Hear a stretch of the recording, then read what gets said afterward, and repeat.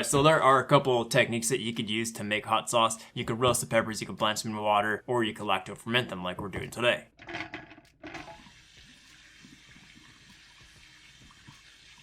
And the fermentation process itself really develops the flavor of the pepper quite nicely. The lactobacillus, the good bacteria that really feeds off of the natural sugars in the peppers, and therefore it breaks the pepper down and it gives the peppers such a unique developed flavor that isn't like any other kind of technique that you even think of doing to a pepper to make a fantastic tasting hot sauce. Ingredients that you're going to need in order to make the hot sauce. I have habaneros that have fermented. When I went to buy more at the grocery store, basically my town is completely out of habaneros for whatever reason, so Serranos are my next favorite to make hot sauces with. 5 cloves of garlic is going to be in there. I like using cumin seeds in my ferments. That really gives it a nice full flavor. Fine sea salt, and I have some spring water. You could also use filtered water. Just make sure that the water that you're using is non-chlorinated. And some states, at least in the US, has chloramine in the water. If that's an issue, then use spring water.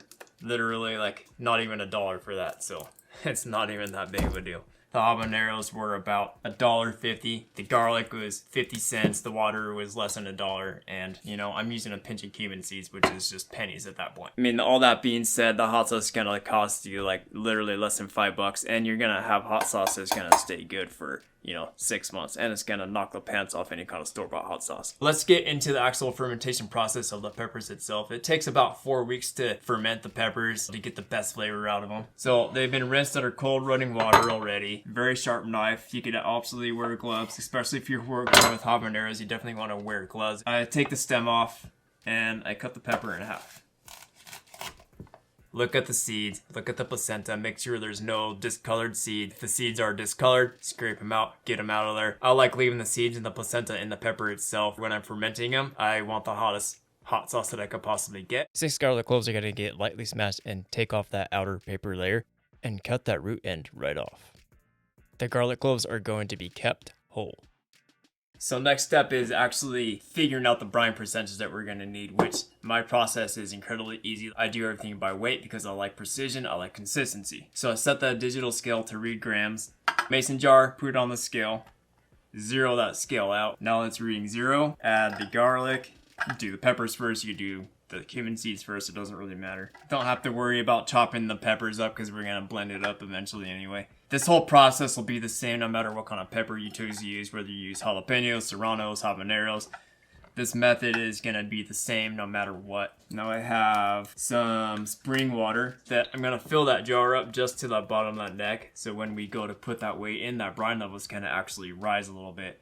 We don't want to have overspill. We don't want to make a mess. This is just room temperature spring water. I'm going to be making a 3% brine. So you take 824 and multiply that by 0.03. And there we get 24.72. That's going to be the amount of fine sea salt that we need in grams in order to make our brine. My scale doesn't read in decimal points. I round to the nearest whole number. So the next step is I pour a little bit of this water out into a mixing bowl. You don't have to do all of it.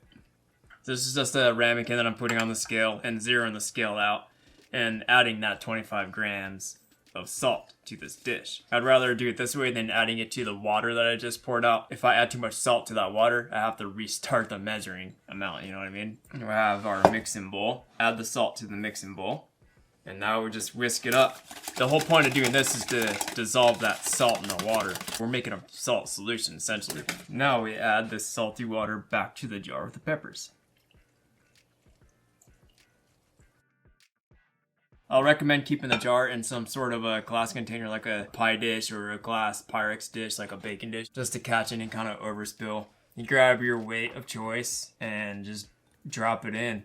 So the whole point of the weight is to keep the ingredients underneath that brine surface level. That's called an anaerobic environment, meaning there's no oxygen. Our peppers are going to have a good amount of probiotics in them after they're done fermenting. So that's one good result of fermenting, and the second result that I like is actually even better than the first, which is the fantastic flavor that I'm really going for when I go to ferment peppers, therefore making a fantastically tasting sauce. This is going to sit in my pantry for 4 weeks, away from direct sunlight. If you don't have room in your pantry, you could put it on your countertop. Just make sure that it's away from direct sunlight. And I like to keep the temperature range about 65 to 75 degrees. That's where lacto ferments are happiest.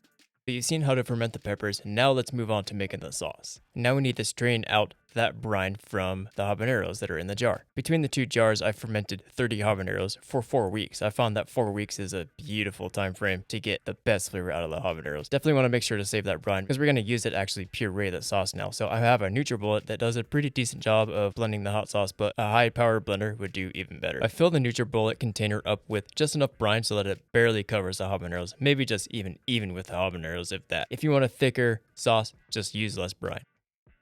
I check the pH on the brine before I even make the sauce. If it sits below 4.6, then I'm happy. This is sitting at 3.6, which is even better. It just means that the fermentation process really did a good job. My Nutribullet attachment has 6 blades on it. That does a pretty decent job of blending this up and breaking it down the way I want it. I let the Nutribullet rip for about 30 to 45 seconds to really break down that sauce.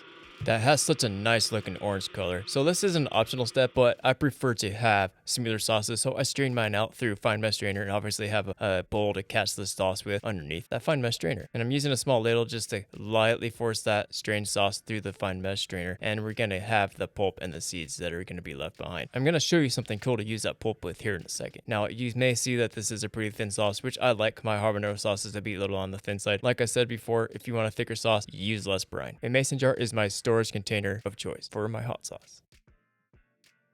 I put the pulp from the peppers onto a sheet pan that's been lined with parchment paper. This is going to go in your oven at the lowest setting. The lowest setting on my oven is 170 degrees Fahrenheit. That's going to go for about 2 hours. Keep an eye on it because you want this pulp to be completely dried. Once completely dry, toss it in a surprise grinder and blitz it up until it's a fine powder. 2-to-1 ratio, 2 parts salt, 1 part of that ground habanero. Once again, a jar is my storage container of choice for my salt. Give the jar a shake to combine. One last thing I want to add, being that there's no emulsifiers in it, no food stabilizers, it's probably going to break after a couple weeks of sitting in the refrigerator, even more so that the bacteria in it is still alive. You're going to get some activity in it as it's sitting in the refrigerator. It's going to be much slower, but you're still going to get activity in it. It is what it is. Give the jar a shake and then continue to use as is, okay? I have a crispy chicken sandwich recipe that it'd actually be quite acceptable with, so give that video a watch and I will see you there.